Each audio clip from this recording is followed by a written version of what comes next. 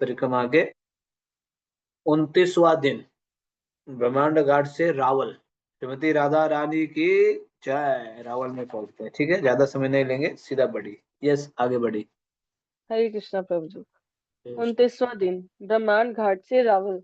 कल ही के समान हम में से अनेक भक्तों ने मंगल आरती से पहले यमुना स्नान किया।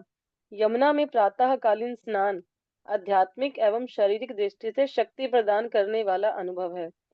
कुछ ही दिनों में हम ब्रज की इस निकटता से वंचित हो जाएंगे, इसलिए इस समय हम इन विशेष क्षणों को यथासंभव अपनी चेतना में समेटने का प्रयास कर रहे हैं।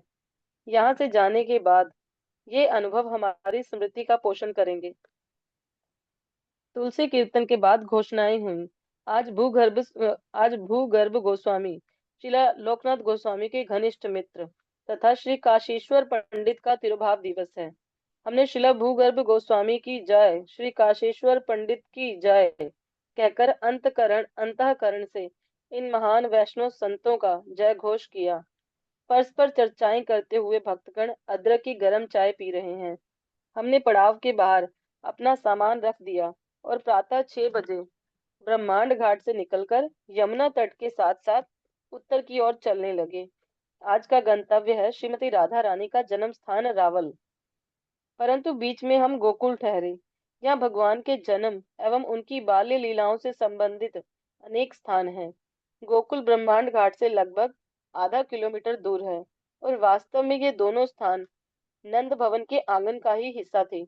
इसलिए हम समझ सकते हैं कि गोकुल तक पहुंचने के लिए हम जिस रास्ते से गुजरे, एक समय वही श्री कृष्ण घुटनों पर चले थे और उन्होंने अनेक खेल खेले।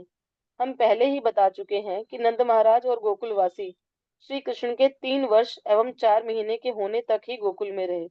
गोकुल में सबसे पहले हम उखल बंधन आए। तो 29वां दिन लगभग परिक्रमा अंतिम चरण में है, आप सुन ही रहे हो। तो आज हमारी परिक्रमा ब्रह्मांड घाट से रावल कर प्रस्थान कर रहे हैं। और प्रत्येक दिन की तरह, प्रत्येक दिन तो हेडपंप में नहाते थे, कुएं में, लेकिन आज कल हम लोग का स्नान कर रहे हैं यमुना में। यमुना के तट पे निवास कर किए है ना, ब्रह्मांड घाट में। तो मंगला से पहले तो स्नान तो करते ही है, तो कल भी यमुना में स्नान किए थे, आज भी यमुना में ही स्नान किया, प्रणाम किया, इसका लाभ उठाया। तो ये सभी चीजें करते हुए भक्त लोग बोल रहे ये स्मृति हमारे पास हमेशा रहेगी, ये स्मृति याद रहेगा, क्योंकि हम ब्रह्मण परिक्रमा में यमुना में स्नान करते थे, है ना।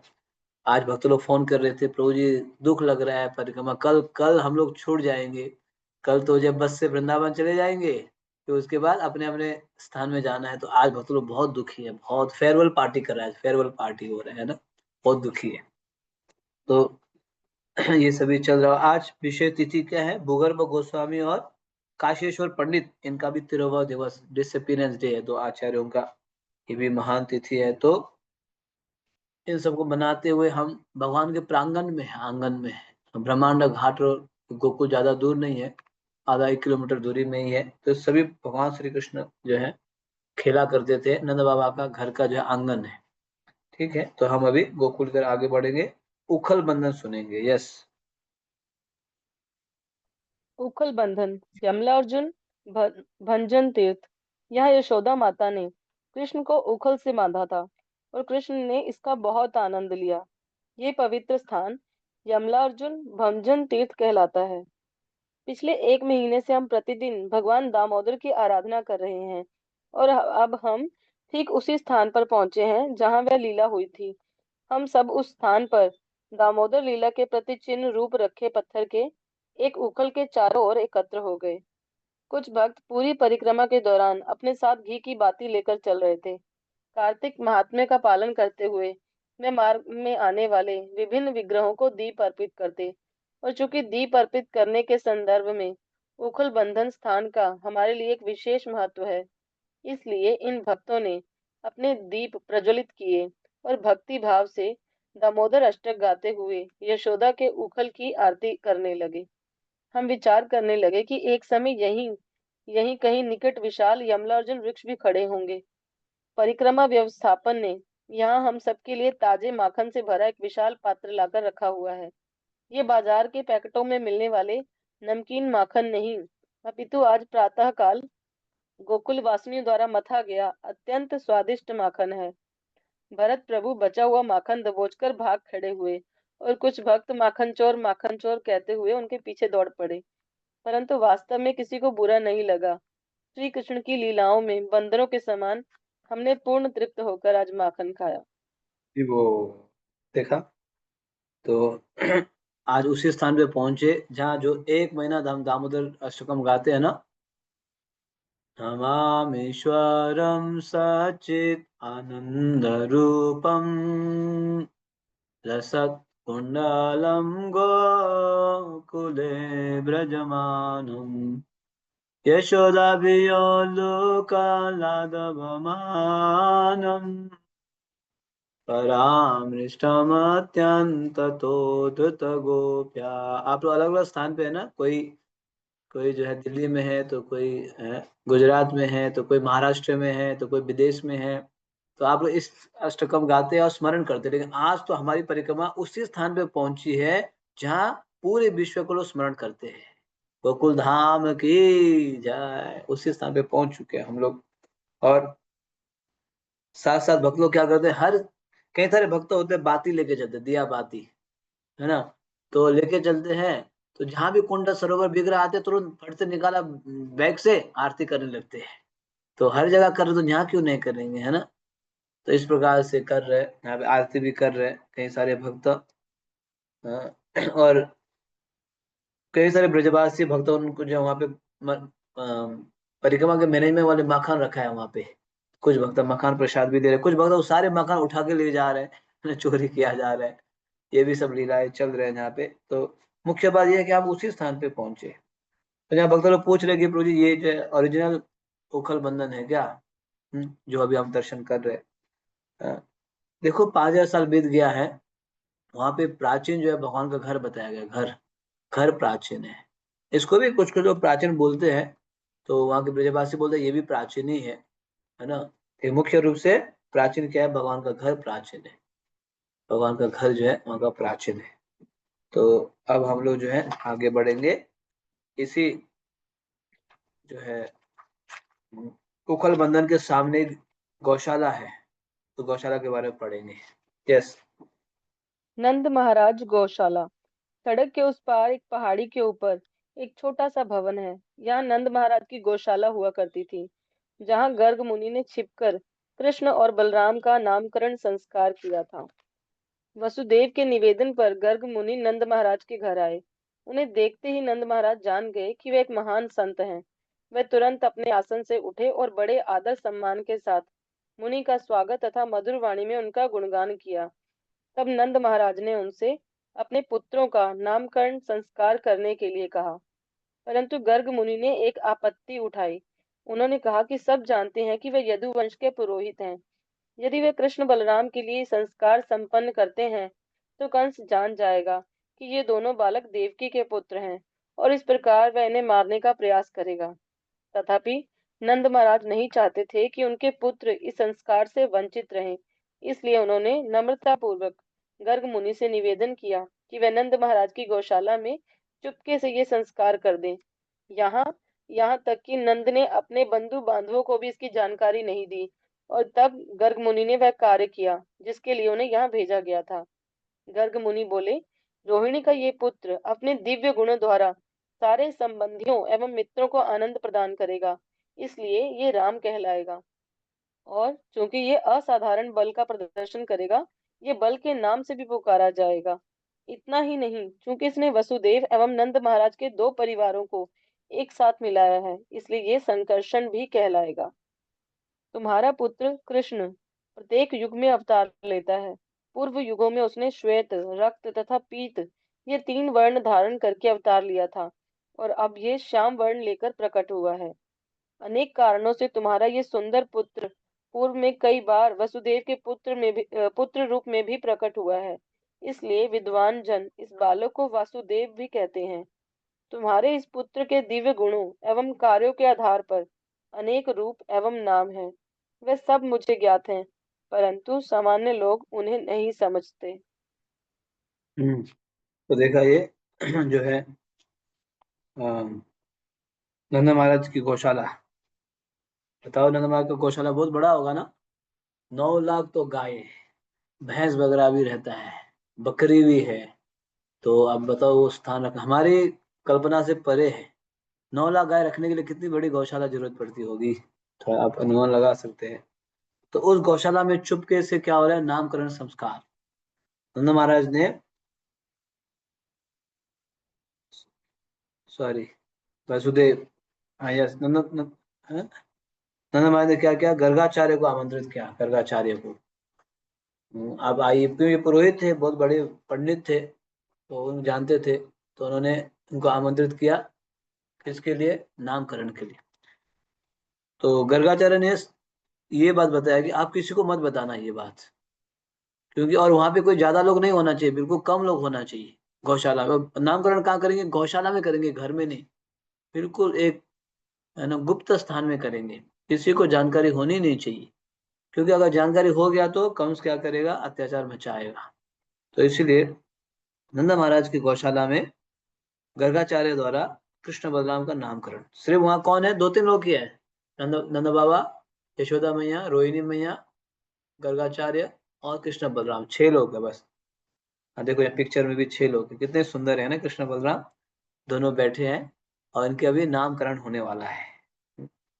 नामकरण करते समय बलराम जी का क्या बताया गया कि ये बालक जो है अत्यंत बलशाली रहेगा, इसलिए इसका नाम बल होगा, शक्तिशाली का बल। हम्म और ये जो एक गर्भ से दूसरे गर्भ में इसको भेजा गया, इसलिए इसका नाम संकर्षण होगा, संकर्षण बल। और ये सबको जो है आनंद प्रदान करेगा, आनंद, हैप्पीनेस, इसलिए इसका नाम रहेगा राम। तो संकर्षण, बल और राम, 3 नाम दे दिया। बाद में बलराम एक ही जैसे हो गया, तो ये बलराम के लिए नाम दिया। कृष्ण के लिए क्या बताया, ये बालक 3 युग में प्रकट हो चुका है, अभी ये इसके लिए चौथा युग है। आगे पीछे तो कुछ भी हो सकता है युग।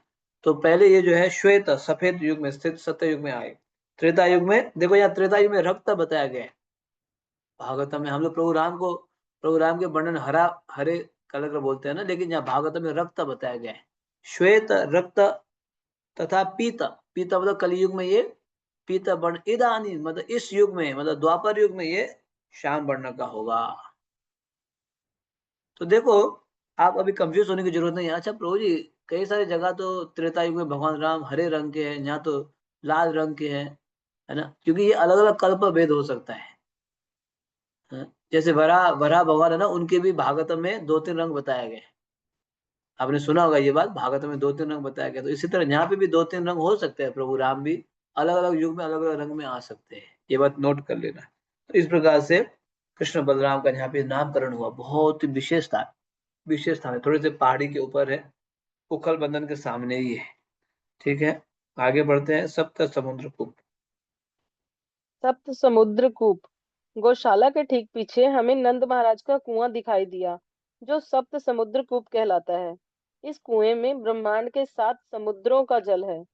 कहा जाता है क्योंकि नंद महाराज वैश्यों के राजा की भूमिका निभा रहे थे, इसलिए वह स्वयं को वैश्यों द्वारा अनजाने में किए गए पापों, जैसे वृक्ष काटना इत्यादि से मुक्त होने के लिए इस कुएं के जल में स्नान करते थे। हमने एक छोटा रास्ता पकड़ा और एक पहाड़ी पर चढ़कर नंद भवन जा पहुंचे। तो सप्त समुद्र कूप, ये कहाँ पे है, नंदा महाराज का कुआं। नंदा महाराज का कुआं है ये। और इस कुएं के अंदर क्या है, पूरे ब्रह्मांड के 7 समुद्र का जल है। पता है, 7 समुद्र, एक एक समुद्र कितना विशाल होता है, तो 7 समुद्र का जल इस कुएं में पाया जाता है। ये कुआं विशेष करके किसके लिए है, ये तीर्थ स्थली है। नंद बाबा अब वैश्या थे, वैश्या होने के कारण वैश्या के लिए क्या है, कभी कुछ करना पड़ता है, खेत जोतते समय कुछ, है ना, कीड़े मकोड़े मर जाते हैं, या कभी पेड़ पौधे काटते समय जो है कुछ अनजान में कुछ गलती हो जाती है, तो इसीलिए उस गलती से छुटकारा प्राप्त करने के लिए क्या करते थे, इस तीर्थों के जल से स्नान करते थे, है ना। सप्त समुद्र कुआ कितना अच्छा है ना, वहां से जो है स्नान करके वो अपने आप को शुद्ध किया करते थे। ओके, नंद भवन में पहुंचते हैं, हरिबो। नंद भवन। नंद महाराज की विशाल राजधानी अनेक सुंदर भवनों से सजी थी। महावन में जहां देखो विशाल भव्य द्वार थे। परम मंगल के धाम, दिव्य गुणों से युक्त, अजन्मे तथा अपने भक्तों को जन्म मृत्यु के चक्कर से मुक्त करने वाले भगवान विष्णु ने इसी नगरी में जन्म लेकर धरती पर अवतार लिया। हमारे परिक्रमा दल ने सीढ़ियां चढ़कर नंद भवन के विशाल द्वार से भीतर प्रवेश किया, परंतु हमें तुरंत वहां बने दर्शन मंडप में प्रवेश नहीं मिल सका। वहां पहले से ही यात्रियों का एक विशाल समूह बैठा था। पंडों ने द्वार बंद ही रखे और हम आंगन में पंक्ति लगाकर प्रतीक्षा करने लगे। प्रतीक्षा ने भगवान के घर में प्रवेश करने की हमारी उत्कंठा और अधिक तीव्र कर दिया। बाहर प्रतीक्षा करते हुए हम शिला भक्ति विनोद ठाकुर द्वारा रचित एक मधुर गीत श्री नाम कीर्तन यशोमती नंदन ब्रजवर नागर गाने लगे। हमारे बंगाली कीर्तन दल के मृदंग एवं करताल वादक कीर्तन के साथ दक्षता पूर्वक अपने वाद्य बजाने लगे। श्री कृष्ण यशोदा मैया के पुत्र हैं। वह ब्रजभूमि में निवास करने वाले दिव्य प्रेमी हैं। वह गोकुल वासियों को आकर्षित करने वाले कान्हा हैं। गोपियों के प्राण धन हैं। मदन कामदेव का मन हरने वाले तथा कालिय नाग का दमन करने वाले हैं। कब भगवान हमें भीतर प्रवेश की अनुमति देंगे? हम अत्यंत आतुरता पूर्वक हरे कृष्ण कृष्ण कृष्ण हरे हरे हरे राम राम राम हरे हरे का कीर्तन करने लगे। मैं श्री श्री निताई गौर सुंदर को निहारने लगा। आज वे अत्यंत आनंदित दिख रहे हैं, परंतु इसमें कोई आश्चर्य नहीं है। भक्ति रत्नाकर में वर्णन किया गया है कि जब श्री चैतन्य महाप्रभु नंद भवन आए थे, उन्होंने कैसा अनुभव किया था, साथ ही उन लोगों पर इसका क्या प्रभाव हुआ जो वहां उपस्थित थे। हे श्रीनिवास, श्री कृष्ण जन्मोत्सव के स्थान को देखकर इसी स्थान पर श्री चैतन्य महाप्रभु दिव्य प्रेम में भाव विभोर हुए थे। गहन प्रेम का अनुभव करते हुए वह नृत्य कीर्तन में मग्न हो गए और अपनी कृपा वितरित करते हुए उन्होंने सबके हृदय को मोहित कर लिया। चारों दिशाओं से आए लोग श्री चैतन्य महाप्रभु के दिव्य अनुवाद को देखकर भगवान हरि के पवित्र नामों का कीर्तन करने लगे। ये कोई साधारण सन्यासी नहीं, अपितु स्वयं श्री कृष्ण है। ये कहते हुए उन लोगों की आंखों से आंसू बहने लगे। भगवान के दिव्य प्रेम के प्रभाव से लोग उन्मत्त हो उठे और आनंद में भाव विभोर हो भूमि पर गिर पड़े। श्री गौरचंद्र के कार्यों को समझने की शक्ति भला किसमें है? इस प्रकार महावन आनंद का विशाल समुद्र बन गया। पिछले 25 वर्षों से शिष्य निताई गौर सुंदर प्रत्येक वर्ष हमारे साथ गोकुल आए तथा उसी आनंद का अनुभव कर रहे हैं। वस्तुतः उनके आनंद में निरंतर असीमित रूप से वृद्धि होती रहती है। बस हम ही ऐसे अभागे हैं जो प्रत्यक्ष इन लीलाओं का दर्शन नहीं कर पा रहे हैं। कब वह दिन आएगा जब हम गोकुल में श्री श्री निताई गौर सुंदर के नृत्य कीर्तन का प्रत्यक्ष दर्शन करके भाव विभोर हो भूमि पर गिर पड़ेंगे? कब हम उन गोकुल वासिनियों के समान सौभाग्यशाली बनेंगे, गोकुल निवासियों के समान सौभाग्यशाली बनेंगे? अंततः द्वार खुल गए। अब हम और प्रतीक्षा नहीं कर सकते थे। हम सब भीतर दौड़े। काम्यवन के 84 खंभों के समान नंद भवन भी 84 भव्य खंभों पर टिका है। कहा जाता है कि इनमें से प्रत्येक खंभा 84 लाख योनियों में से 1 लाख योनियों का प्रतिनिधित्व करता है। उन खंभों का आलिंगन कर हमने उनकी परिक्रमा की और ये प्रार्थना की कि इससे 84 लाख योनियों में हमारी यात्रा समाप्त हो सके। नंद भवन के भीतर एक बड़ी वेदी है, किंतु इस समय पर्दे लगे हैं और दर्शन बंद हैं। यहाँ के पंडों के पास अपने माइक हैं, इसलिए हमें यहाँ बोलने का अवसर नहीं मिला। उन्होंने श्री कृष्ण एवं बलराम जन्म से संबंधित लीला सुनाई और फिर अपनी विभिन्न वस्तुओं के लिए आर्थिक सहयोग के लिए आवाहन करने लगे, जैसे जन्माष्टमी महोत्सव, गौ सेवा इत्यादि। अंततः मंदिर के पर्दे खुले। हमने श्री विग्रहों का प्रणाम किया और तृप्त होकर उनके दर्शन किए। नंद महाराज एवं यशोदा माता के सुंदर विग्रहों के बीच बलराम जी के काले विशाल विग्रह हैं। पीछे एक पालने में खड़े होकर बांसुरी बजा बजा रहे गोपाल के विग्रह हैं। पालने से एक डोरी बंधी है। हम बारी बारी से उसे खींचकर गोपाल को झूला झुलाने लगे। पंडों ने हमें उदार हृदय से दान देने के लिए प्रेरित किया और इस बात पर बल दिया कि गोकुल श्री बलराम का जन्म स्थान भी है। तब उन्होंने हम सबको भगवान की प्रसन्नता हेतु हंसाया। सभी ने इसका आनंद लिया। ऐसा कुछ समय होता रहा। दर्शन के पश्चात उन पंडों ने हमारे हाथों में थोड़ा प्रसाद दिया और हम वहां से बाहर आने लगे। देर से पहुंचे भक्त अब खंभों का आलिंगन कर रहे हैं। हमने यहाँ बाहर रखी कुछ अन्य मूर्तियों के दर्शन किए। एक मूर्ति यशोदा माता की है, जिसमें वह एक बड़ी मटकी में दही मथ रही हैं। अनेक पंडे हमारा ध्यान आकर्षित करते हुए दावा करने लगे कि फलानी फलानी लीला यहाँ या वहां हुई ठीक थी। है, एक मिनट ना तो चर्चा कर लेते हैं। नंद भवन के बारे में सुन रहे हो आप? नंद भवन आप सुने? नंद के आनंद भयो, जय कन्हैया लाल की। हाथी घोड़ा पाल के, जय कन्हैया लाल के। आप जन्माष्टमी में गाते हैं ना। नंद बाबा के घर पे आनंद भयो, का भयो आनंद भयो रे, आनंद भयो, ऐसे गाते हैं ना। देखो दूध दही, जैसे जैसे जैसे दूध दही एक दूसरे का फेंक रहे थे, दूध दही फेंक रहे थे एक दूसरे को। पूरा जो है नंद बाबा का आंगन प्रांगण सफेद ही सफेद हो गया।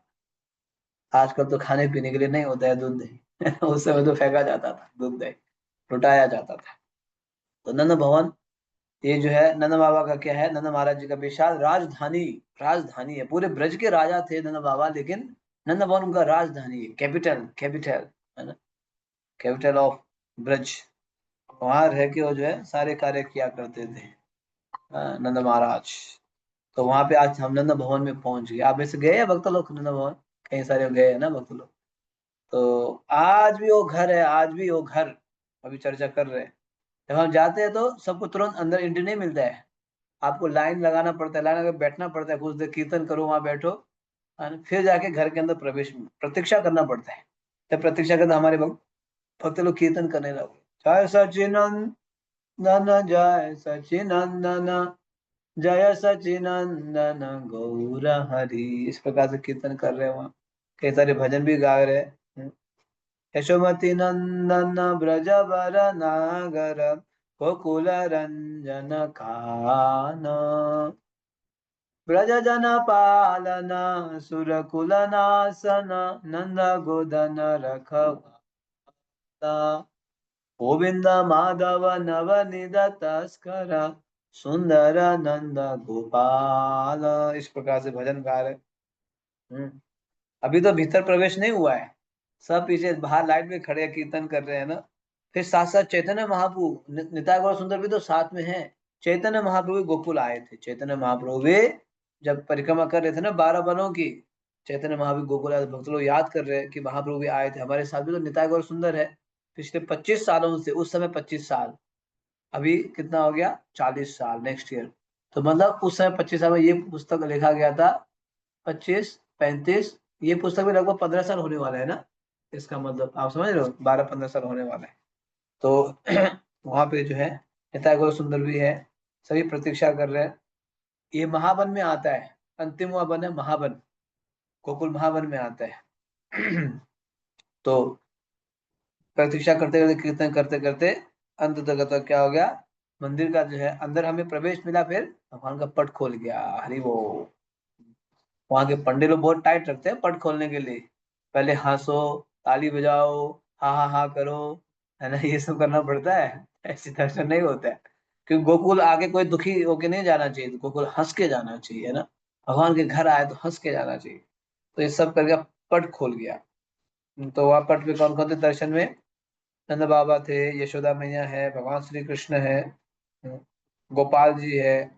ने देखा ना पिक्चर में, नंद भवन में विग्रह बाएं और दाएं से नंद महाराज, फिर बलराम एवं माता यशोदा, फिर नीचे जो है गोपाल का है। देखो ये बीच में जो है बलराम जी है, पालुड़ी पकड़ करके। तो हम लोगों ने दर्शन किया, बहुत ही सुंदर दर्शन। वहाँ एक क्या बोलते हैं, पालकी भी था जो, उसको भी झुलाने का मिला, झूलन झुलाने को मिला।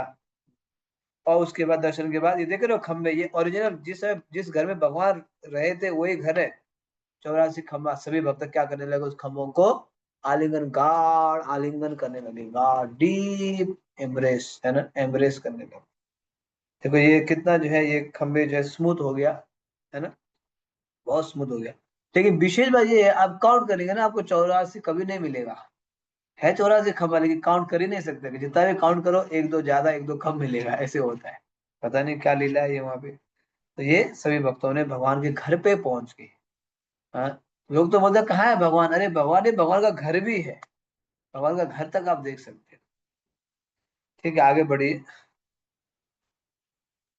नंद भवन एवं गोकुल में भगवान के अनेक दिव्य लीला स्थलियां हैं। सर्वप्रथम नंद भवन ही वह स्थान है जहाँ मथुरा में जन्म लेने के पश्चात भगवान श्री कृष्ण आए थे। श्रीमद् भागवतम से हम समझते हैं कि जिस समय वसुदेव भगवान को गोकुल लेकर जाने लगे, कंस के सारे पहरेदार सो गए और कारागार के द्वार ऐसे खुल गए मानो चमत्कार हुआ हो। तब वसुदेव ने यमुना पार की। गोकुल पहुंचने पर उन्होंने देखा कि वहां सारे गोप ग्वाले भी गहरी नींद में सो रहे थे।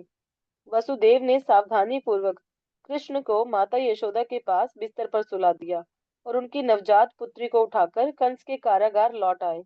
वहां पहुंचकर उन्होंने पुनः अपने पैरों में बेड़ियां डाल ली। यशोदा प्रसव पीड़ा से इतनी थक गई थी कि वे पूरी घटना के दौरान सोती रहीं।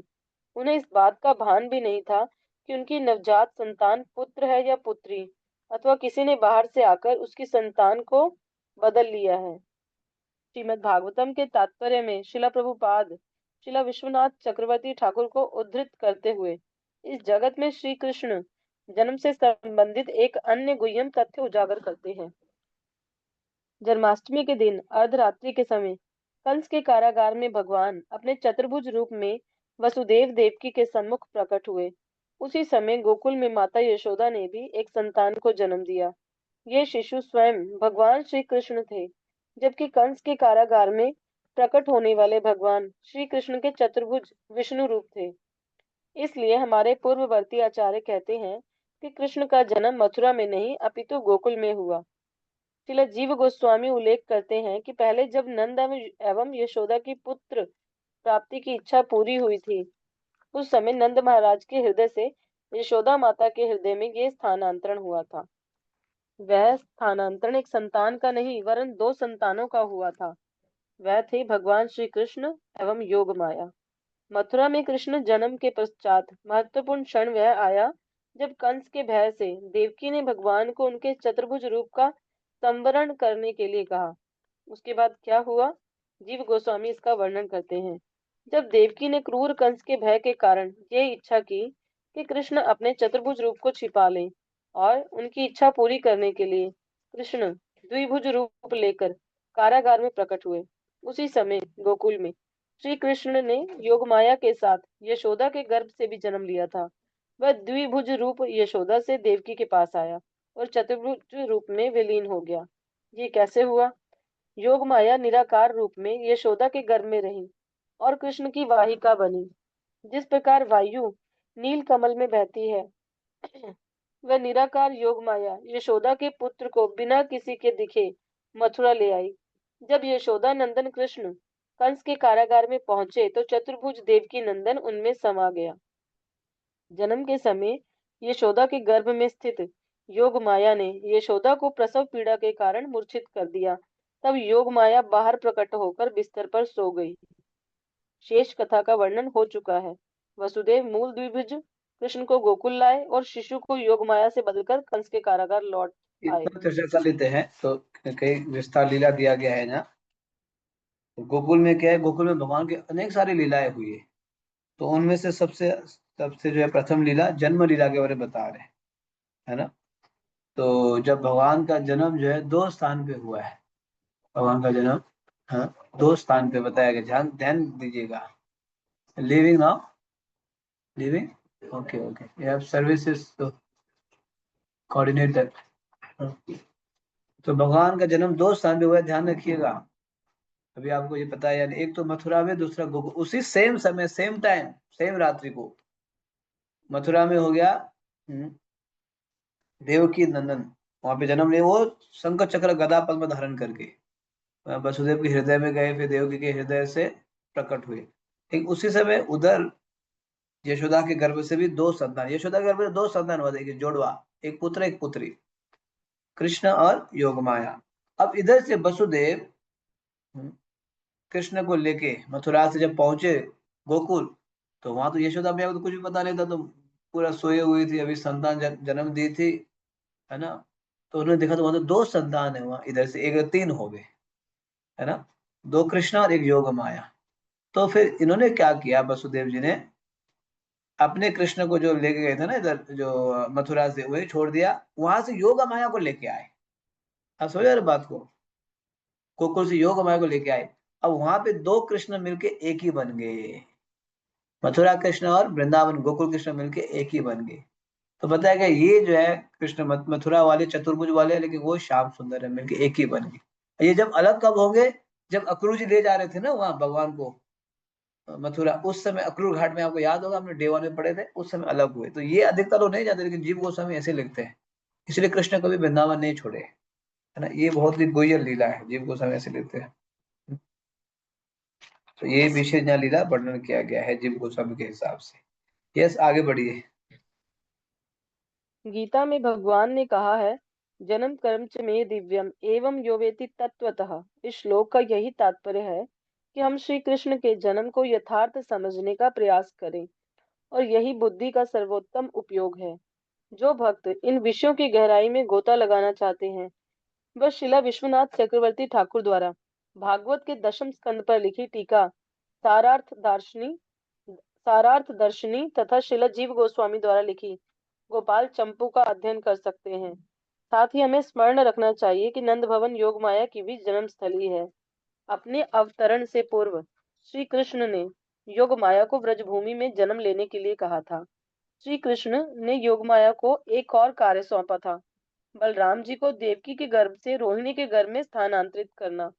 अंततः योगमाया इसी नंद भवन में यशोदा माता की पुत्री बनकर जन्माष्टमी के दिन प्रकट हुई।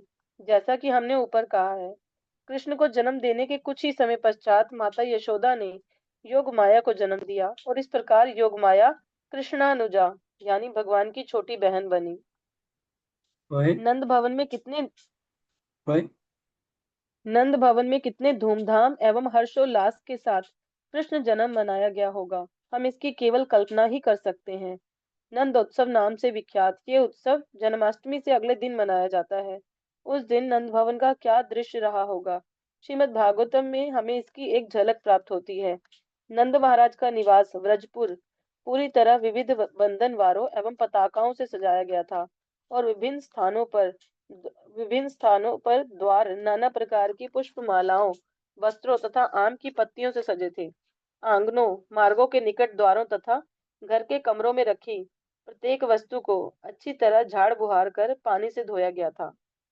ये मंगल समाचार सुनते ही व्रज के स्त्री पुरुष सुंदर परिधान एवं आभूषण पहनकर सजने संवरने लगे।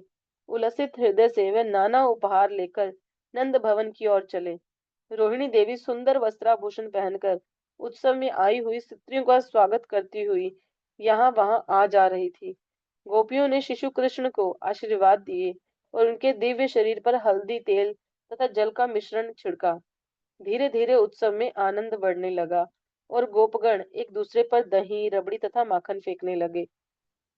श्रीला प्रभुपाद लिखते हैं, इस कथन से हम समझ सकते हैं कि 5000 वर्ष पूर्व न केवल खाने पीने के लिए प्रचुर मात्रा में दूध दही माखन इत्यादि होता था, अपितु उत्सव के दौरान वे मुक्त रूप से उन्हें एक दूसरे पर फेंककर खेलते भी थे। मानव समाज में दूध दही माखन आदि दुग्ध उत्पादों का कितना प्रयोग होता था, इसकी कोई सीमा नहीं थी। प्रत्येक घर में दूध का प्रचुर भंडार रहता था, और इसकी सहायता से लोग विभिन्न उत्पाद बनाया करते। इस प्रकार प्राकृतिक जीवन यापन करने से लोगों का स्वास्थ्य अच्छा रहता, और वे कृष्ण भावना भावित जीवन का भरपूर आनंद लेते। अपने जीवन के आरंभिक वर्षों में श्री कृष्ण ने गोकुल निवासियों को असीम आनंद प्रदान किया, और अपनी मधुर लीलाओं से उनके मन एवं हृदय जीत लिए। श्रीमद् भागवतम एवं अन्य ग्रंथों में ऐसी अनेक अमृतमय लीलाओं का उल्लेख हुआ है, परंतु परिक्रमा पर सीमित समय होने के कारण हम केवल कुछ का ही वर्णन कर पाते हैं। कृष्ण बलराम के नामकरण संस्कार के कुछ ही दिनों बाद वे दोनों अपने हाथों और घुटनों के बल भूमि पर चलने लगे। सर्प की भांति वे गोबर और गौमूत्र के कीचड़ में रेंगते, और उस समय उनके नुपुर झुनझुन की अत्यंत मधुर ध्वनि उत्पन्न करते। बड़ी गोपियों के नुपुरों की ध्वनि सुनकर कृष्ण रेंगते हुए उनके पास जाते और उनकी साड़ी पकड़कर खड़े हो जाते। परंतु जब वे देखते कि वे स्त्रियां उनकी माताएं नहीं है, वे भयभीत होकर अपनी वास्तविक माता के पास दौड़ जाते। तब माता यशोदा और माता रोहिणी उन्हें अत्यंत स्नेह पूर्वक उठाकर स्तनपान कराती। दूध पीते समय कई बार वह बालक मुस्कुराते, और उस समय उनके नए नए उगे दांत दिखाई देने लगते। इसे देखकर उनकी माताएं आनंद सागर में निमग्न हो जाती। कई बार आंगन में रेंगते हुए वह उत्सुकता पूर्वक बछड़ों की पूंछ पकड़ लेते। पूंछ खींचे जाने पर बछड़े भयभीत हो उठते और यहाँ तहाँ दौड़ते हुए शिशुओं को अपने साथ घसीटते ले जाते। हंसते हुए बड़ी गोपियां अपने घर के कार्य छोड़कर कृष्ण बलराम को छुड़ाने आ जाती। तो जब एक मिनट, भगवान ने इतना इतना बोला। चर्चा कर लेते हैं, हरि बोल। काफी हो गया, फिर मैं चर्चा नहीं कर पाऊंगा। सबसे पहले ये योग माया का कार्य बताया गया है। भगवान ने योग माया को सेवा दिया गया है ना। क्या करो आप, बलराम जी को जो है, बलराम जी को क्या करो, देवकी के गर्भ से रोहिणी के गर्भ में स्थानांतरित करो। ये योग माया को, और वहां जाके जो है भगवान के बारे में गुणगान गाओ। ये लीला के बारे में बताया गया है, योग माया के बारे में। और साथ ही साथ अब कृष्ण बलराम का जन्म हो गया, प्राकट्य हुआ। प्राकट्य होने के बाद फिर वहाँ कई सारे ब्रजवासी सभी अच्छे अच्छे वस्त्र पहन के नंदोत्सव नंदोत्सव मनाने के लिए आ गए। हाँ? नंदोत्सव मनाने के लिए सभी ब्रजवासी वहाँ मिल गए इकट्ठा होके। देखो, पे जो है उपहार लेके आए, गिफ्ट इत्यादि। हम्म।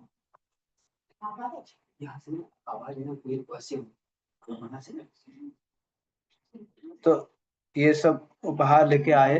उपहार लेके आके क्या किए, जो है कृष्ण बलराम के जन्मोत्सव मनाया जा रहा है, जन्मोत्सव। नंद के आनंद भयो, जय कन्हैया लाल की। हाथी घोड़ा पाल के, जय कन्हैया लाल के, है ना। ये सब मनाने के लिए वहां पे आए।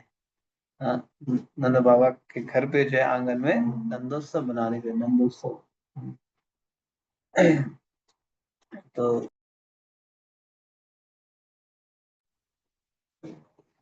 अचानक जो है क्या करने लगे वहां नंदोत्सव, कई सारे लोग।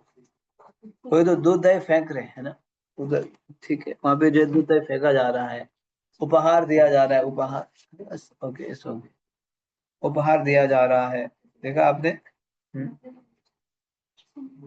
प्रत्येक घर में दूध का प्रचुर भंडार रहता था, और इसकी सहायता से लोग विभिन्न उत्पाद मनाया करते। देखा, वो लोग उत्सव किससे मनाते थे, दूध दही से मनाया करते थे। दूध दही एक दूसरे में फेंकते हुए, कितना अच्छा है ना, दूध दही फेंक के इस प्रकार से उत्सव मनाया करते थे। तो ये कृष्ण बलराम के जन्मोत्सव वहां पे मनाया गया है गोकुल में, है ना। और कृष्ण बलराम जब छोटे थे तो क्या करते थे, छोटे थे तो गौशाला में जाते थे और गाय बछड़े के क्या करते थे, पूछ खींचते थे, पूछ पूछ, है ना। छोटे से कृष्ण बलराम वहां जाते थे और गाय और बछड़े के पूछ खींचा करते थे। कभी जो है सीधा सीधा उनके स्तनों में जाके जो है दूध पिया करते थे। ये सब जो है नटखट कार्य किया करते थे कृष्ण बलराम। सुन रहे ना आप? यस, आगे बढ़िए। थोड़ा लंबा चैप्टर है, इसलिए मैं ज्यादा एक्सप्लेनेशन नहीं दे रहा हूँ। आज का काफी लंबा है ना सखी इंदु लेखा माता जी। जी प्रभु जी। हाँ, तो आप ओके जी। जब भगवान ने बोलना आरंभ किया, उन्होंने अपनी तोतली बोली से ब्रजवासियों के चित्त हर लिए। दासियां कृष्ण को अपने पीछे अक्षर दोहराने कहती। उन्हें सुनकर जब कृष्ण माँ माँ ता कहते, तो उनके माता पिता एवं सारे ब्रजवासी हर्षित हो उठते। उनकी प्रकट होती दंतावली तथा उनकी बोली माता यशोदा को विस्मित कर देती।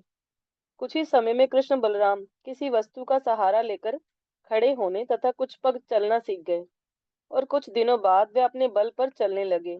तत्पश्चात जैसे जैसे कृष्ण बलराम ने ब्रज के अन्य बालकों के साथ खेलना कूदना आरंभ किया, उनका साक्ष्य रस प्रमुख होता गया। दिन प्रतिदिन कृष्ण की चंचलता और शरारतें बढ़ने लगी। माता यशोदा के पड़ोस की स्त्रियां नंद भवन आकर कृष्ण की शरारतों की शिकायत करती। यशोदा अपने गृह कार्यों को रोककर उन स्त्रियों की बातें सुनकर प्रसन्न होती, और वह स्त्रियां शिकायत के रूप में भगवान की लीलाओं का वर्णन करने लगती। हे सखी यशोदा, कभी कभी तुम्हारा लाडला हमारे घरों में गो दोहन से पहले आकर सारे बछड़ों को खोल देता है, और जब घर का स्वामी क्रोधित होता है तो तुम्हारा पुत्र केवल मुस्कुरा देता है। कभी कभी वह योजना बनाकर हमारे घर से स्वादिष्ट दही, माखन और दूध चुराकर उन्हें खाता पीता है। इतना ही नहीं, बंदरों के आने पर ये उन्हें भी खाने के लिए देता है, और जब पेट भरने के कारण बंदर और अधिक नहीं खाते, तो तुम्हारा पुत्र मटकियां तोड़ने लगता है। कई बार जब इसे दही माखन चोरी करने का अवसर नहीं मिलता, तो यह घर वालों पर क्रोधित हो जाता है और बदला लेने के लिए सो रहे छोटे बच्चों को चिकुटी काटकर उन्हें नींद से उठा देता है, और जब बच्चे रोने लगते हैं तो कृष्ण भाग जाता है। कई बार गोपियां हाथ में मिठाई लेकर कृष्ण को ऊपर छलांग लगाने के लिए कहती हैं। कई बार वह उन्हें नाचने के लिए कहती। जब वह तालियां बजाकर नाना प्रकार से कृष्ण को प्रोत्साहित करती, तो कृष्ण मधुर मुस्कान के साथ गोपियों की इच्छा अनुसार नाचने लगते। कई बार गोपियों के कहने पर वह उच्च स्वर में गाते भी।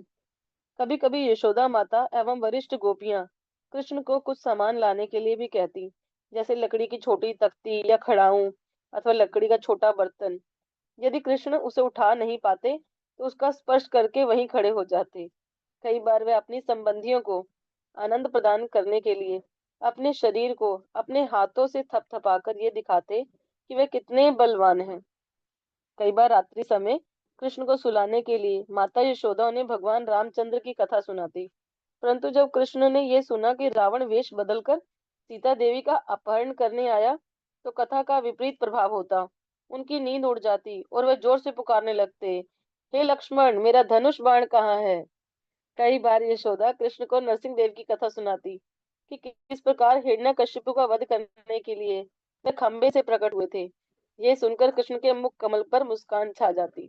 सोते समय कई बार कृष्ण देवताओं से बातें करते और ये सुनकर यशोदा चिंतित हो जाती। हे शिव जी, आपका स्वागत है, कृपया आसन ग्रहण करें। ब्रह्मा जी, आप मेरी दाएं ओर विराजें। हे कार्तिकेय, क्या तुम स्वस्थ हो। हे इंद्र, क्या तुम प्रसन्न हो। कुबेर, तुम कहाँ थे, मैंने कुछ दिनों से तुम्हें देखा नहीं। इस प्रकार अपने पुत्र को नींद में बातें करते सुनकर यशोदा बोली, लाला, तुम ये सब स्वर की बातें क्यों कर रहे हो। तब कृष्ण की बुरी शक्तियों से रक्षा करने के लिए वे अपने पुत्र पर थोड़ी लार लगा देती। नंद भवन के प्रमुख द्वार से बाहर निकलकर हमने रास्ता पार किया और उस भवन की ओर चले जहाँ शिला सनातन गोस्वामी की भजन कुटीर थी। भगवान की कई सारी लीलाएं अब आप कुछ सुन रहे हो। बाल लीलाएं, छोटे छोटे बाल लीलाएं है ना। हम्म। बहुत ही अद्भुत बाल लीला है। कभी कभी तो कृष्ण क्या करते थे, मामा ताता बोल के, हाँ, बातें कर रहे हैं, है ना। मामा अभी तो सिर्फ बस छोटे से है ना, तो तोतली भाषा में बात कर रहे हैं, मामा ताता। ऐसे बच्चे बहुत अच्छा लगता है ना, ऐसे बच्चे बात करते हैं तो सुनने में बहुत अच्छा। ये लीला हुई है। और तो धीरे धीरे फिर चलना सीख गए, है ना। चलना सीख गए तो फिर कभी कभी गिर भी जाते हैं ना, इधर उधर गिर जाते हैं, फिर भी वो चल, चलने का प्रयास कर रहे हैं। ये उनके विशेष लीला, ये सारी लीलाएं गोकुल में हुआ है, ये सभी लीलाएं। हम्म। और जब धीरे धीरे चलने लगे तो गोपियों के घर जाने लगे। हाँ। तो फिर कुछ मखान चोरी करने लगे तो गोपियां कंप्लेन करने के लिए आती थी, यशोदा, हे यशोदे, तुम्हारा ये कन्हैया क्या करता है, आता है चोरी करता है, ये करता है वो करता है, बहुत बार चोरी करता है। यशोदा बोलते, चोरी क्यों करेगा मेरा कन्हैया, मेरे घर में तो 9 लाख गाय है, हो ही नहीं सकता है। ये सभी लीलाएं जहाँ पे अभी आपने सुना था। कभी कभी गोपियां कृष्ण को पकड़ के नाचने के लिए बोलती थी, नाचो अभी, नाच के दिखाओ, तब माखन खिलाएंगे, तब छाछ खिलाएंगे, है ना। तो कृष्ण भी क्या करते थे, नाच के दिखाते थे, है ना, गोपियों के बीच में नाच के दिखा, उच्च स्वर में कभी गाते थे तो कभी नाचते थे, कभी गोपियां गाती थी। कभी का सामान लाने के लिए बुझाओ, सामान लेके आओ, तो भगवान उठा नहीं पाते थे कृष्ण जो है ना, तो फिर ऐसे हिला के छोड़ देते थे। हाँ। तो ये सभी जो है लीलाएं गोकुल में हुई है। कभी का कृष्णा सपने में ही चलाने लगते थे। हाँ। तो सपने में कभी राम बन जाते हैं, कभी कुछ बन जाते हैं, ये सभी अद्भुत लीलाएं उसी गोकुल में हुआ है। ठीक है, आगे बढ़ेंगे क्योंकि बहुत लंबा चैप्टर है, मुझे पता नहीं था इतना लंबा है आज, काफी लंबा है। ठीक है, आगे बढ़े। सनातन नंद गोस्वामी। भवन नंद भवन के प्रमुख द्वार से बाहर निकलकर हमने रास्ता पार किया और उस भवन की ओर चले जहाँ शिला सनातन गोस्वामी की भजन कुटीर थी। सनातन गोस्वामी भजन कुटीर। भक्ति रत्नाकर वर्णन करती है कि जब सनातन गोस्वामी यहाँ निवास कर रहे थे, तो वे प्रतिदिन मदन गोपाल के दर्शन किया करते। मदन गोपाल यमुना के बालुई तट रमण रेती में खेला करते थे। एक दिन मदन गोपाल एक ग्वाले के रूप में महावन के अन्य बालकों के साथ वहां खेलने के लिए आए। जब सनातन गोस्वामी ने उन सबको वहां खेलते देखा, तो उनके मन में विचार आया कि ये एक बालक साधारण दिखाई नहीं देता। खेल समाप्त होने के बाद सब बालक अपने घर लौटने लगे। सनातन गोस्वामी उस बालक का पीछा करते हुए उसके घर तक आए। उन्होंने उस बालक को मंदिर में प्रवेश करते देखा, परंतु जब सनातन गोस्वामी ने मंदिर में प्रवेश किया, तो उन्हें वह ग्वाल बाल कहीं दिखाई नहीं दिया। वह केवल मदन मोहन के विग्रह वहां केवल मदन मोहन के विग्रह थे। विग्रह को प्रणाम कर बिना किसी से कुछ कहे सनातन गोस्वामी अपने घर लौट आए। मदन गोपाल पूरी तरह सनातन गोस्वामी की भक्ति एवं प्रेम द्वारा नियंत्रित थे। जिस भवन में सनातन गोस्वामी की भजन कुटीर है, उसी भवन के भूतल में पाताल देवी का मंदिर है और वहां जाने के लिए कुछ सीढ़ियां उतरनी पड़ती हैं। दर्शन करने के बाद हम पुनः भवन के प्रवेश द्वार पर आए और वहां से बाएं मुड़कर पहाड़ी उतरने लगे। हम जहां कहीं गए, पुजारियों के ने मंदिर के लिए आर्थिक सहायता मांगने हेतु अनेक युक्तियां बनाई हुई थी। हमें अपने अपने मंडपों पर आने के लिए पुकारते हुए वह उदार हृदय से दान देने के लिए कहते। एक साल 108 रुपये, 51 रुपये, 25 रुपये। ये सुन भक्त एक दूसरे को देख मुस्कुराने लगते। पहाड़ी से नीचे उतरते हुए हम छोटे छोटे मंदिरों से गुजरे, जिनमें पूतना वध और तृणावत वध की मूर्तियां लगी थी। श्रीमद् भागवतम के अनुसार कंस द्वारा भेजे गए 3 असुरों पूतना, शक्टासुर एवं तृणाव्रत का वध कृष्ण ने यहीं गोकुल में किया था। जब कंस द्वारा शिशुओं को मारने के लिए भेजी गई पूतना गोकुल पहुंची, उस समय कृष्ण केवल 6 दिन के थे।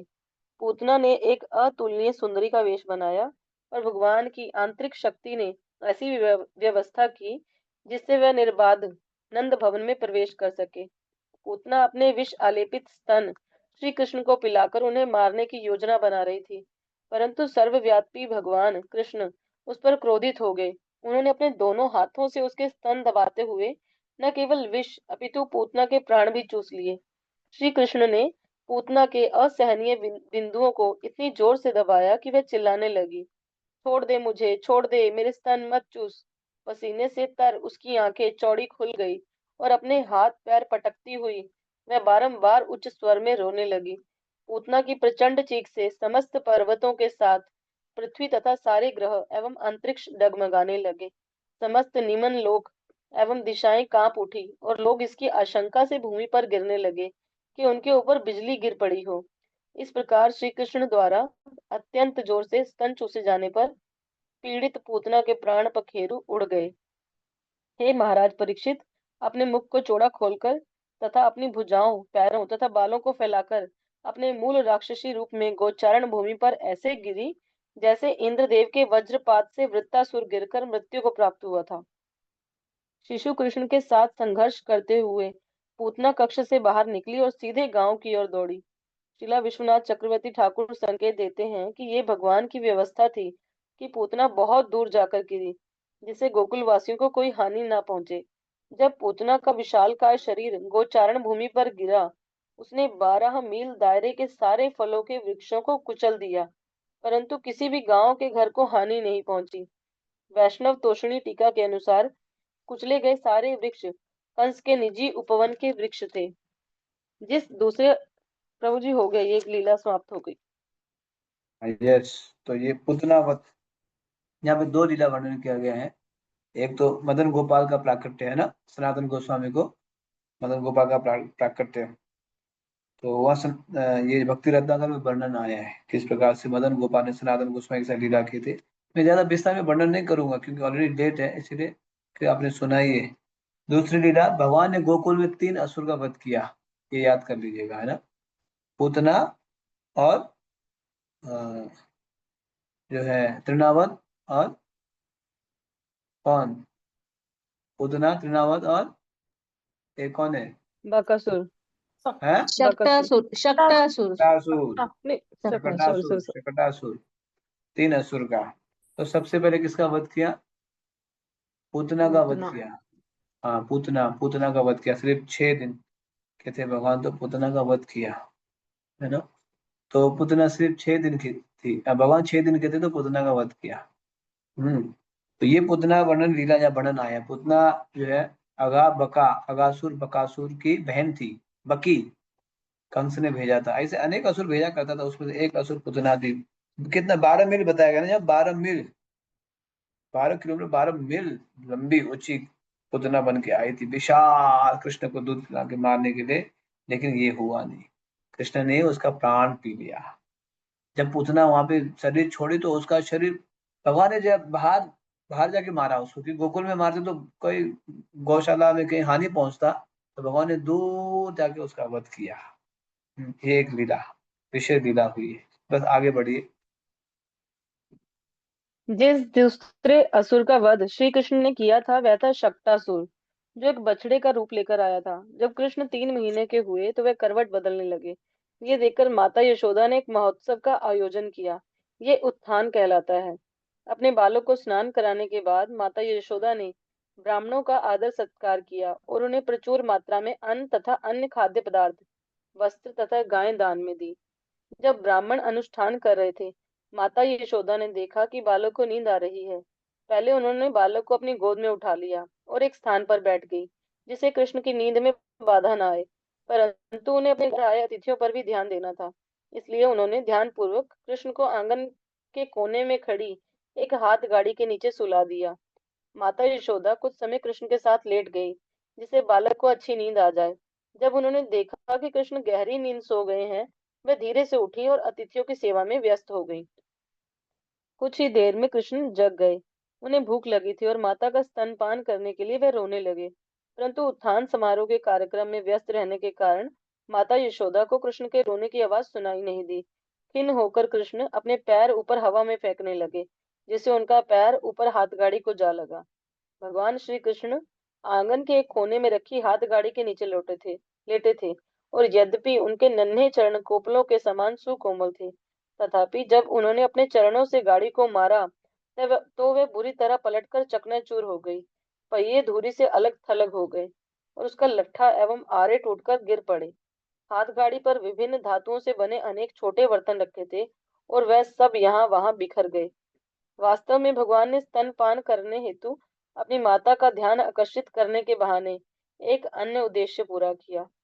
उस हाथ गाड़ी में श्री कृष्ण को मारने के लिए कंस द्वारा भेजे गए एक असुर शक्तासुर ने प्रवेश कर लिया था। जब भगवान ने लात मारकर उस हाथ गाड़ी को चकनाचूर कर दिया, शक्तासुर का आश्रय बिखर गया और वह असुर बलात् भूमि पर आ गिरा। गर्ग संहिता में वर्णन है कि पूर्व जन्म में शक्तासुर उत्कच नामक एक असुर था। वह हिरण्यकश का पुत्र था और उसका शरीर अत्यंत विशाल था। एक दिन लोमश मुनि की कुटिया के पास विचरण करते हुए उत्कच ने कुछ वृक्ष तोड़ डाले। लोमश मुनि क्रोधित हो उठे और उत्कच को भूत बनने का श्राप दे दिया। मुनि के मुख से शाप निकलते ही उत्कच का स्थूल शरीर गिर पड़ा। अपने सूक्ष्म शरीर में उत्कच लोमश मुनि के चरणों पर गिरकर क्षमा मांगते हुए एक शरीर की याचना करने लगा। असुर की सच्चे मन से की गई याचनाओं को सुनकर लोमश मुनि शांत एवं प्रसन्न हो गए। वे अपने शाप को वापस नहीं ले सकते थे, इसलिए उन्होंने उत्कच को एक वरदान दिया। शाप के प्रभाव से उत्कच को कुछ समय स्थूल शरीर के बिना रहना होगा, परंतु व्यवस्थ मनवंतर में वह भगवान के चरण कमलों के स्पर्श से मुक्त हो जाएगा। और जब श्री कृष्ण ने हाथ गाड़ी को लात मारी तो लोमश मुनि के वचन सत्य हो गए। श्रीमद् भागवतम के अनुसार गोकुल में श्री कृष्ण प्रभु जी, ये लीला खत्म हो गई, तीसरी भी कंटिन्यू करो। आने ये वाला डिस्कस कर लेते हैं पर संक्षेप में ही। तो ये भगवान ने दूसरा असुर, कौन सा है दूसरा असुर? शकटासुर। ये तस्वीर देख के आपको पता होना चाहिए। शकट मतलब बैलगाड़ी है ना, हाथ गाड़ी, हाथ गाड़ी बोलते हैं इसको, हाथ गाड़ी। बैलगाड़ी में हाथ गाड़ी, हाथ से देखो, हाथ से खींचने वाला हाथ गाड़ी। हाथ गाड़ी तोड़कर शकटासुर को भूमि पर पटकाते हुए श्री कृष्ण, भगवान को ना मैया ने क्या किया, ये पिक्चर देखो, पिक्चर देखे पता चल जाएगा। पिक्चर की सॉरी, वो जो है हाथ गाड़ी के नीचे सुला दी थी ताकि कुछ ना हो जाए, है ना भगवान को। लेकिन असुर आ गया वहां पे, शकट, शकट के ऊपर ही बैठा हुआ था, छिपा हुआ था। भगवान को मतलब भगवान को ना कुचलवा के मारना चाह रहा था शकटासुर जो है, लेकिन ऐसा नहीं हुआ। भगवान ने उसका ही वध कर दिया। ये याद रहेगा आपको, दूसरा असुर भगवान ने किसका वध किया? शकटासुर, गोकुल में भगवान ने जो मतलब पूरे उनके लीला में ये दूसरा असुर है वध किया। अब आएगा तीसरा असुर, यस पढ़ लीजिए। श्रीमद् भागवतम के अनुसार गोकुल में श्री कृष्ण द्वारा मारा गया तीसरा असुर तृणाव्रतासुर था। कृष्ण के पहले जन्मोत्सव के कुछ दिनों बाद यशोदा माता उन्हें अपनी गोद में लेकर थपथपा रही थी। माताओं के समान वे अपने लाडले पुत्र को हवा में धीरे से उछालती और फिर पकड़ लेती। आनंदित हो कृष्ण हंस रहे थे और उन्हें हंसता देख यशोदा का हृदय प्रसन्न हो गया। जब माता और पुत्र खेल रहे थे, सहसा कृष्ण का भार बढ़ने लगा। उनका भार इतना बढ़ गया कि यशोदा के लिए उनका भार सहन करना कठिन हो गया। ना चाहते हुए भी यशोदा ने कृष्ण को नीचे रख दिया। उन्हें लगा कि कदाचित कोई असुर या भूत उनके पुत्र में प्रवेश कर गया है, और वह मन ही मन भगवान नारायण से प्रार्थना करने लगी।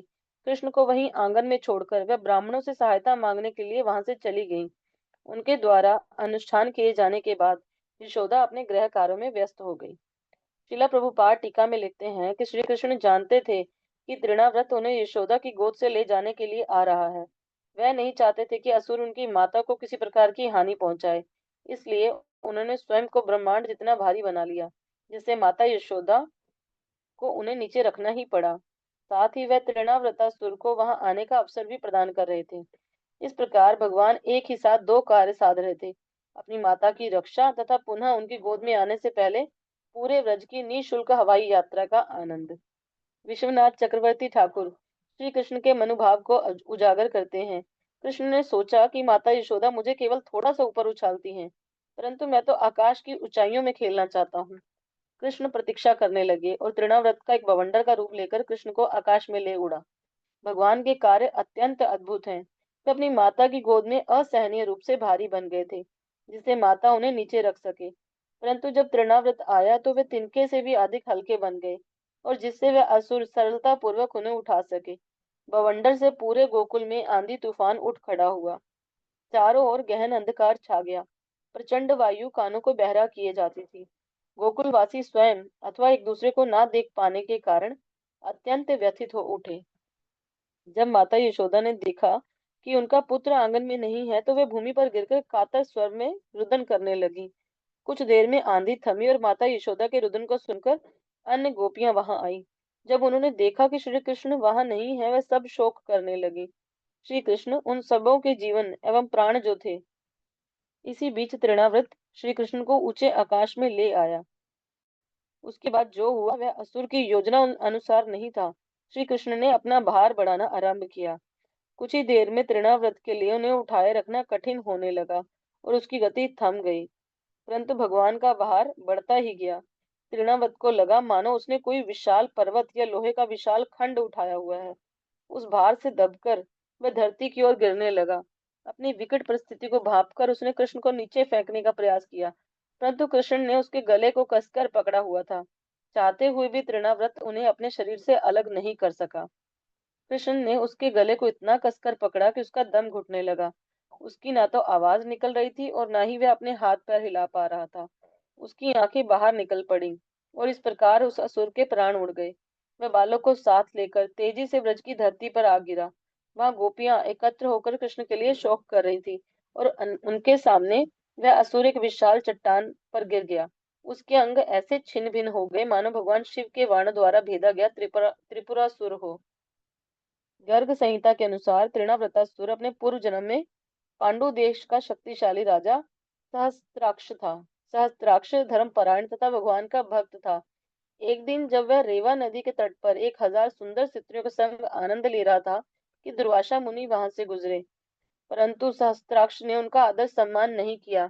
फलतः दुर्वासा क्रोधित हो उठे और उन्हें असुर बनने का श्राप दिया। राजा तुरंत पश्चाताप करते हुए दुर्वासा के चरण कमलों पर गिर पड़ा और क्षमा याचना करने लगा। तब दुर्वासा मुनि ने उन्हें आशीर्वाद देते हुए कहा, हे राजन, भगवान श्री कृष्ण के स्पर्श से तुम्हें मुक्ति प्राप्त होगी। इस शाप के कारण सहस्त्राक्ष तृणावृतासुर बना, और इस लीला के दौरान भगवान के दिव्य शरीर के स्पर्श से उसकी मुक्ति हुई। गोकुल में ऐसी अद्भुत लीलाएं रही श्री कृष्ण की। वस्तुतः इन कथाओं के कहने की कोई सीमा नहीं है, क्योंकि स्वभाव से भगवान के कार्यों का यश असीमित, अतुलनीय रूप से मधुर तथा हृदय के लिए परम आकर्षक होता है। चलते समय हम चर्चा करने लगे कि भगवान बलराम भी गोकुल में ही प्रकट हुए थे। ऊपर सीढ़ियां चढ़कर हमारे बाईं ओर स्थित जगन्नाथ मंदिर के साथ ही योग माया देवी का मंदिर है। कहा जाता है भगवान बलराम उसी स्थान पर प्रकट ठीक हुए है थे। ठीक है ठीक है, एक मिनट ना, तो थोड़ा यहाँ पे, तो ये आप समझ ही गए। तीसरा असुर भगवान ने वध किया था तृणावत, वो भी कहाँ पे है? गोकुल में ही। क्या बन के आया था? भूमंडल। साइक्लोन बोला, साइक्लोन। भूमंडल बन गया, भगवान को हवा में उड़ा के ले जाना चाह रहा था, मारना चाह रहा था। इसका आप तस्वीर भी आपने देखा होगा, इस्कॉन में एक फोटो भी इसका बनाया गया है ना, बहुत ही सुंदर फोटो है। यहाँ पे तो नहीं है। तो भगवान ने उसका जो है, हाँ, भूमंडल के रूप में आया था भगवान को मारना। मारना चाहता था। सारे असुर तो भगवान को मारना ही चाहते हैं, है ना, लेकिन भगवान अंततोगत्वा उन्हीं का ही संहार करते हैं। लेकिन ध्यान रखिए, भगवान किसी को मारते भी है ना, फिर भी उसका उद्धार हो जाता है। भगवान किसी को मारते भी है, फिर भी उसका कोई नुकसान नहीं है, उसका बेड़ा पार हो जाता है, उसको भी धाम प्राप्त हो जाता है। तो ये जो तृणावत कौन था? पांडु देश का शक्तिशाली राजा ससाक्ष था। ससाक्ष, ससाक्ष, उसको ये शाप मिला था, इसीलिए इस प्रकार से बना। ठीक है, बस आगे थोड़ा ही रह गया है, इसको कंप्लीट कर लेते हैं। यस। जैसा कि हम पहले बता चुके हैं, भगवान कृष्ण अपने जन्म से पूर्व योग माया को आज्ञा दी थी कि वह श्री बलराम को देवकी के गर्भ से रोहिणी के गर्भ में स्थानांतरित कर दे। श्री कृष्ण के आगमन हेतु देवकी के गर्भ को उपयुक्त बनाने के लिए भगवान बलराम पहले देवकी के गर्भ में आए। फिर कार्य करने के पश्चात वे अपनी शाश्वत माता रोहिणी देवी के गर्भ में प्रविष्ट हुए। सर्वप्रथम योग माया को समझ नहीं आया कि वे किस प्रकार इतना बड़ा कार्य कर पाएंगी, परंतु कृष्ण ने उन्हें विश्वास दिलाया कि इस कार्य के लिए वह उन्हें पर्याप्त शक्ति प्रदान करेंगे। इसलिए बलराम जी संकर्षण नाम से भी जाने जाते हैं, क्योंकि उनका देवकी के गर्भ से रोहिणी के गर्भ में आकर्षण किया गया था। बाहरी दृष्टि से ऐसा प्रतीत होता है कि देवकी का गर्भ गिर गया है। श्रावण मास की पूर्णिमा के दिन रोहिणी देवी ने पूर्ण पुरुषोत्तम भगवान तथा अपने प्रिय पुत्र श्री बलराम को जन्म दिया। वह श्वेत कांति से युक्त पूर्ण चंद्रमा के समान है। रोहिणी उस हथिनी के समान थी जिन्होंने अत्यंत बलवान हाथी को जन्म दिया। वह उस कमल पुष्प के समान थी जिन्होंने सुगंध की विशुद्ध धाराओं से युक्त एक श्वेत कमल को जन्म दिया। उनका पुत्र समस्त सद्गुणों एवं पूर्ण ज्ञान से युक्त था। जो भी उनके विषय में सुनता उसका मंगल होता। रोहिणी ने श्री बलराम को जन्म दिया, जिनका मुख चंद्रमा के समान है, नेत्र बिजली के समान, केश वर्षा ऋतु के मेघों के समान, शरीर का वर्णन शरद ऋतु के श्वेत बादलों के समान तथा तेज सूर्य के समान। दिव्य बालक होने के नाते ये सब उपयुक्त उपमाएं हैं। श्री बलदेव की जय। रोहिणी देवी के प्रिय पुत्र की जय। गोकुल से जाते समय हम खिले फूलों से लदे एक वृक्ष से गुजरे। प्रातःकालीन सूर्य किरणें हमारे सिरों को चूम रही थी। अब हम गोकुल से 1 किलोमीटर दूर स्थित रमन रेती की ओर जा रहे हैं। कंटिन्यू करो प्रभु। तो यहाँ पे मुख्य रूप से ये बताया गया, बलराम जी पहले क्यों प्रकट हुए, ये भी बताया गया। बलराम जी पहले क्यों प्रकट हुए? ऐसे होता है ना, मतलब कोई बड़े व्यक्ति, सपोज मान लीजिए है ना, प्राइम मिनिस्टर आते हैं, तो वो आने से पहले उनके अटेंडेंस आगे आते हैं ना, कमांडो ये सब आते हैं। उसी तरह भगवान आने से पहले बलराम जी पहले आए, उसी गर्भ में आए ना, देवकी के गर्भ में आए। फिर सब है ना, मार्ग बस सब क्लीन किया, अरेंजमेंट किया, उसके बाद भगवान आए। ये बताया गया बलराम जी क्यों पहले आए, ये हमारे आचार्य वर्णन करते हैं बलराम जी के पहले आने का कारण। यस, आगे बढ़िए। रमण रेती। रमण रेती का अर्थ है रमणीय अथवा आनंद प्रदान करने वाली रेती। कृष्ण बलराम यहाँ अनेक क्रीड़ाओं का आनंद लिया करते थे। यहाँ स्थित एक मंदिर में अनेक साधु निवास करते हैं। मंदिर में एक बड़ी गौशाला भी है। श्री विग्रहों के दर्शन करने के पश्चात हम कृष्ण बलराम के चरण कमलों से स्पर्श हुई यहाँ की कोमल रेती में लौटने लगे। कुछ भक्त खेल खेल में एक दूसरे के सिरों पर रेती डालने लगे। परिक्रमा पर मैं अक्सर वैष्णवियों से कहता हूँ कि वह इस रेती को दुकानों पर मिलने वाले कॉस्मेटिक पाउडरों के स्थान पर उपयोग कर सकती हैं। इस पवित्र ब्रज धूलि का विज्ञा इस पवित्र ब्रज धूलि का विज्ञापन करने के लिए अनेक बातें कही जा सकती हैं। ये धूलि अत्यंत कोमल है। आप इसे घर ले जाकर अपने चेहरों पर लगा सकते हैं। अपने शरीर के साथ अपनी आत्मा को भी सुंदर बनाएं। अपने अन्य सब पाउडर आदि फेंक दें और केवल इसे अपनाएं, क्योंकि गोपियां भी यही पाउडर लगाया करती थी। हनुमत प्रेषक स्वामी विनोद में कहते हैं कि वह हमसे सहमत हैं। वे कहते हैं कि परिक्रमा के आरंभिक दिनों में स्त्रियां अपना मेकअप बनाए रखने का प्रयास करती हैं, परंतु कुछ दिन बीत जाने के बाद उसे बनाए रखना कठिन होने लगता है, तब वह इसे छोड़ देती हैं। महाराज आगे कहते हैं, जब वह इसे छोड़कर इसकी बजाय अपने शरीर पर ब्रज धूल लगाती हैं, तो वह द्वितीय विश्व युद्ध के दौरान जर्मन सैनिकों जैसी दिखाई देती हैं। हम प्रातःकालीन कथा के लिए यहाँ रुके और इस कथा में हमने भगवान की बाल्य लीलाएं सुनी। इनमें से कुछ का मैं ऊपर वर्णन कर चुका हूँ। कथा से पहले मैंने अपने वैष्णव भजन पुस्तिका से एक गीत गाया। कृष्ण जिनका नाम है, गोकुल जिनका धाम है। कथा के पश्चात हमने यही स्वादिष्ट नाश्ता किया। भक्तगण पंक्तिबद्ध बैठ गए और उनकी पत्तलों पर सुगंधित चावल, दाल, पूरी, सब्जी और सलाद परोसा गया। भगवान का महाप्रसाद पाने से पहले हमने प्रसन्न हो प्रसाद प्रार्थना गाई। प्रसाद के पश्चात हमने अपने हाथ धोए, पानी की अपनी बोतलें भरी और पुनः सड़कों पर चल पड़े। हमारा मन उल्लसित तथा पैर पैर मानो हल्के हो गए। कदाचित ऐसा इसलिए क्योंकि हम एक उपलब्धि का अनुभव कर रहे हैं। हम शीघ्र ही परिक्रमा जो पूरी करने वाले हैं। रावल यहाँ से कुछ ही किलोमीटर दूर है। हम व्यस्त मथुरा गोकुल मार्ग पर चलने लगे। कहने की आवश्यकता नहीं है कि हमें वाहनों के तेज बजते भोंपुओं तथा उनसे निकलते काले धुएं का पुनः सामना करना पड़ रहा है।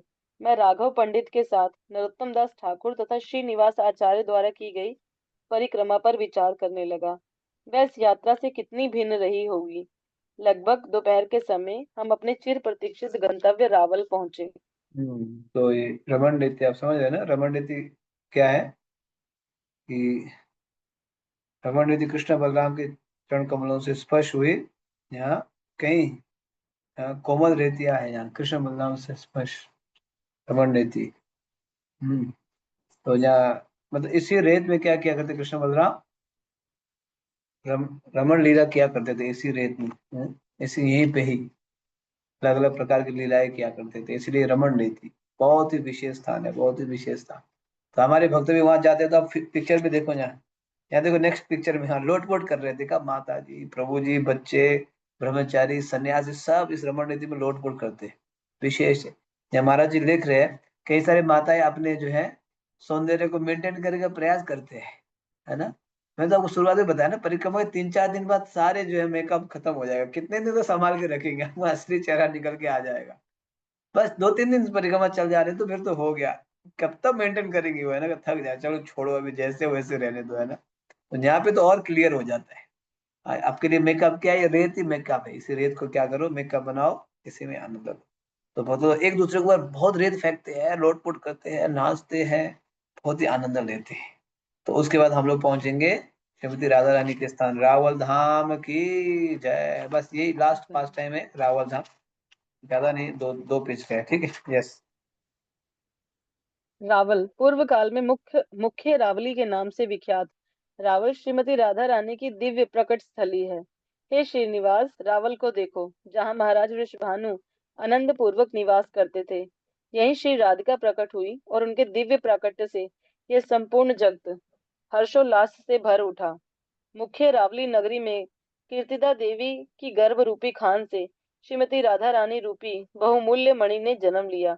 समस्त देवता, ऋषिगण तथा मानव आनंद पूर्वक श्रीमती राधा रानी का गुणगान करते हैं। मेरी यही प्रार्थना है कि जब मैं गोप गोपियों तथा सुरभि गायों से युक्त महाराज वृषभानु की नगरी मुख्य रावली में प्रवेश करूं, तो मैं दिव्य आनंद एवं प्रेम की प्रचंड बाढ़ में डूब जाऊं।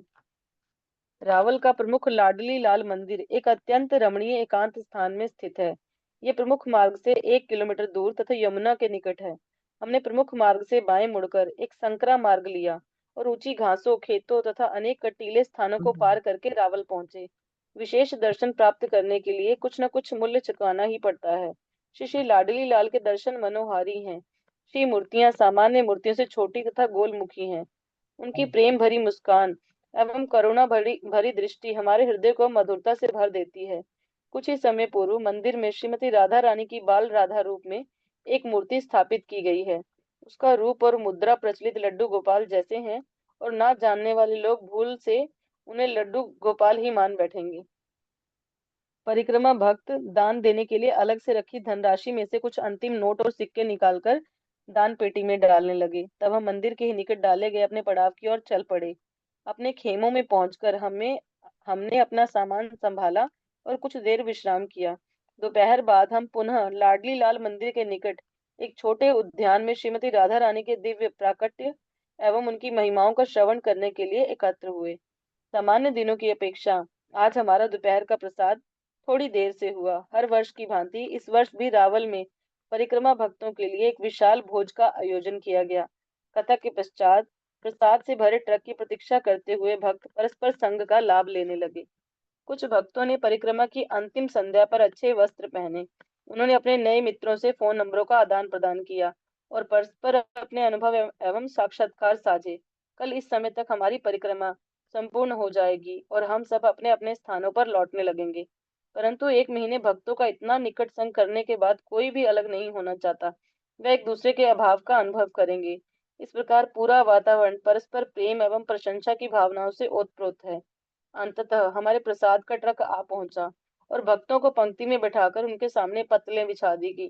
प्रसाद ऐसा है कि कोई भी निराश नहीं हो सकता। आज प्रसाद में अनेक व्यंजन हैं, इसलिए वितरण के लिए अधिक सेवकों की आवश्यकता है। कुछ परिक्रमा भक्त प्रसन्नता पूर्वक अपने साथियों की सेवा के लिए तैयार हो गए और पंक्तियों के बीच तेजी से चलते हुए पास्ता, चाइनीज नूडल्स, अंकुरित सलाद, रायता, पनीर एवं अन्य सब्जियां, कोफ्ता, चावल, पूरी, विभिन्न प्रकार की रोटियां और सबसे अंत में स्वादिष्ट खीर, ये सब भक्त प्रसन्नचित्त एवं मुस्कुराते दिख रहे हैं। हमारे एक भारतीय यात्री ने कहा, कुछ ऐसे व्यंजन रहे जो मैंने अपने जीवन में पहली बार परिक्रमा पर ही खाए। परिक्रमा पर आने से पहले मैंने कभी चाइनीज नूडल्स या पास्ता नहीं खाया था। आकाश में स्थित लगभग पूर्ण चंद्रमा हमें परिक्रमा की पहली संध्या का स्मरण दिला रहा है। उस समय भी चंद्रमा पूरा था। साय 6:30 बजे हम संध्या आरती के लिए एकत्र हुए। शंख बजा, पुजारी ने घंटी बजाई और श्री श्री निताई गौर सुंदर के चरण कमलों पर धूप अर्पित करने लगे। परिक्रमा पर ये हमारी अंतिम संध्या आरती है। हमारे हृदय आनंद और शोक की मिश्रित भावनाओं से भरे हैं। करताल और मृदंग की ताल पर भक्तगण नाचने लगे और धीरे धीरे रात्रि पूरे जगत को अपनी बाहों हाँ, से एक समेटने मिनट ना, लगे। 1 मिनट इतना चर्चा कर लेते हैं। रावल धाम की जय। ये रावल धाम है। तो यहाँ जो आप सुन रहे हो, श्रीमती राधा रानी का प्राकट्य स्थान। अधिकतर लोग सोचते हैं बरसाना नहीं, बरसाना में श्रीमती राधा रानी का लालन पालन हुआ है, रावल में प्राकट्य हुआ है। इस रावल का पहले का नाम क्या है? मुख्य रावली, मुख्य रावली नाम से जाना जाता है। देखो यहाँ पे भी लाडली लाल है, जैसे बरसाना में लाडली लाल है ना, वैसे यहाँ पे भी लाडली लाल मंदिर है, रावल में भी लाडली लाल मंदिर। तो भक्त लोग यहाँ रावल रावल आ रहे, रावल पहुंच रहे हैं, आज दर्शन कर रहे हैं रावल में। और सभी उत्साहित भी है, साथ साथ दुखी भी है, क्योंकि आज लास्ट डे है ना। कल तो सब अपने अपनी जगह पे पहुंच जाएगा, लास्ट डे तो दुखी भी है। बहुत दुखी है, बहुत एक दूसरे को आलिंगन कर रहे हैं, बातें कर रहे हैं, आप कहाँ से हो, है ना, सब अब तो परिचय है, लेकिन एड्रेस ले रहे हैं, नंबर ले रहे हैं, आपके क्षेत्र में हम मिलने के लिए आएंगे। परिक्रमा में बहुत मित्र बन जाते हैं, बहुत मित्र बन जाते हैं ना। 1500 लोग चलते हैं, मतलब साधारण थोड़ा ना है। तो रावल जाते जाते सभी जो है बहुत दुखी है कि आज हम लोग एक दूसरे को छोड़ के जाना पड़ेगा। हाँ। तो तब तो यहाँ प्रसाद पहुंच जाता है। कोई भक्त बोला हमने पास्ता कभी नहीं खाया, तो जीवन में परिक्रमा में आके फर्स्ट टाइम पास्ता खाया है ना। ऐसे भी होते हैं, बंगाल से डिवोटी लोग आते हैं ना, पास्ता वगैरह होता नहीं है वो गाँव वगैरह में।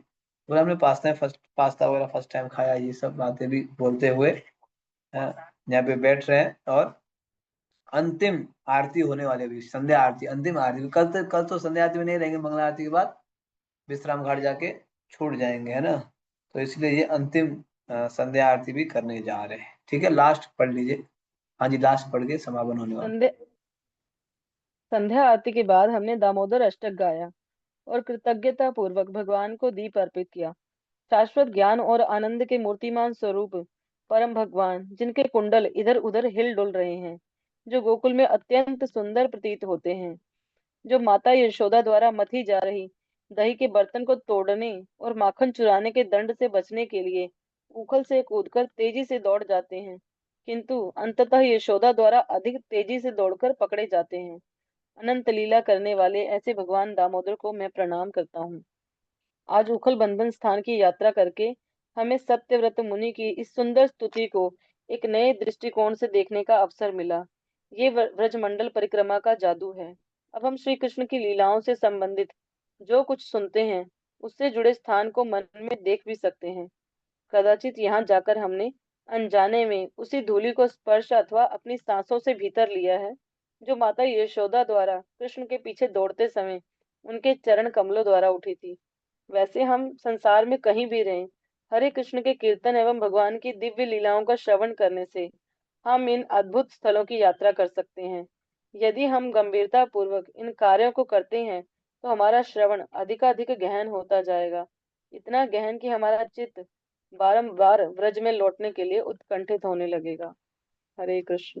हरे कृष्णा, हरे कृष्णा, कृष्ण कृष्णा, हरे हरे, हरे राम हरे राम राम राम हरे हरे। तो हम आज रावल धाम में पहुंच गए। वैसे आज ब्रजमंडल परिक्रमा में रावल भी पहुंची है, पता है। आज लास्ट डे उनका, कल तो पहुंच जाएंगे। तो हम भी आज रावल पहुंच गए, मानसिक रूप से राधा रानी का जन्म स्थान में पहुंचे हैं। पिछले 29 दिनों से हम सभी परिक्रमा करते करते करते करते आज कहाँ पहुंच गए, रावल धाम। ठीक है, तो कल लास्ट डे है, मैंने बताया था कल लास्ट डे। और परसों हम लोग 6 तारीख को रियलाइजेशन सेशन करेंगे, ठीक है। आप लोग रियलाइजेशन करो। फिर हम 7 तारीख से क्या करेंगे, जो है श्री कृष्ण स्वरूप चिंतन वाली पुस्तक पढ़ेंगे।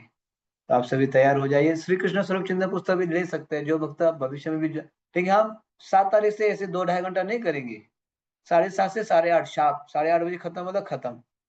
ये पिछले हम 6 सालों से ऐसे करते। कार्तिक में थोड़ा एक्सटेंड करना पड़ता है क्योंकि ये चैप्टर लंबा रहता है ना, इसलिए एक्सटेंड करना पड़ता है। ठीक है, तो सही भक्तों का बहुत बहुत धन्यवाद। चैप्टर लंबा था, फिर भी हम लोगों ने 1.5 घंटा में कर दिया।